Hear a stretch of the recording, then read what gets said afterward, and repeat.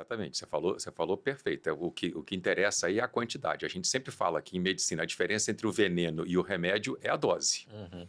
Então, vinho, como uma bebida alcoólica, a gente sabe que tem todo o lado de malefícios, né? Todos os problemas que pode acarretar, alcoolismo, dependência, acidentes, tudo isso está relacionado ao consumo exagerado de álcool. Mas, felizmente, a gente sabe que, com moderação, o vinho pode fazer bem para a saúde. Isso é uma coisa que a gente tem que deixar bem claro também, Ed, que quando eu comecei a estudar vinho e saúde, foi por volta do ano 2000, falava-se muito dos benefícios do vinho, que o vinho era a oitava maravilha do mundo, que era o remédio milagroso, que era a panaceia para todas as doenças do mundo. Hoje em dia a gente sabe que não é bem assim, tá? O vinho pode ser benéfico em algumas poucas situações, mas com moderação, o que tem que deixar bem claro é que ele não faz malefício. Ele não traz doenças se você conseguir consumir com moderação, né? Então a gente tem que pensar sempre nessa palavra, com o pé no freio, não dá para exagerar, não pode passar da dose, porque senão o custo pode ser muito alto Que lá na é uma frente. Magnum por pessoa, a dose? Não, Não. infelizmente não é essa. Essa é a grande briga. Os meus alunos da BS sempre reclamam quando eu falo disso, porque o certo, assim, o recomendável hoje em dia é meia garrafa de vinho por dia para o casal, não é para a pessoa, tá? Então é meia garrafa para o casal. O homem pode tomar mais ou menos umas 2 taças de vinho e a mulher toma 1 taça de vinho. Então, infelizmente, a mulher tem essa desvantagem que a dose do homem é um pouquinho maior.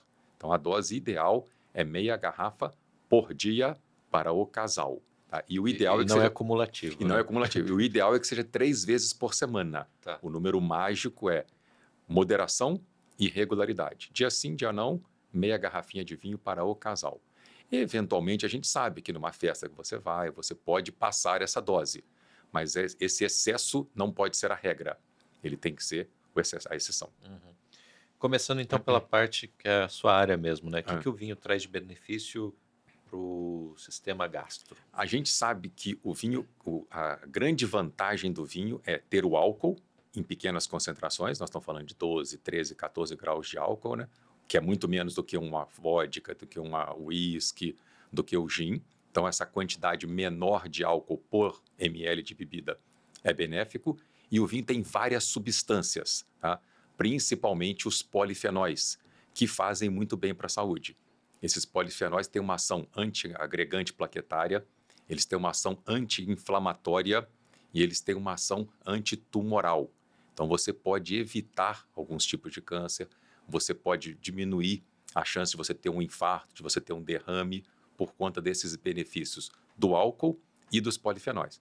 No tubo digestivo, o principal efeito é, quando você exagera, é a cirrose, né? Uhum. É difícil você ver uma pessoa que tenha cirrose pelo vinho, porque tem que ser uma quantidade muito grande, mas existe.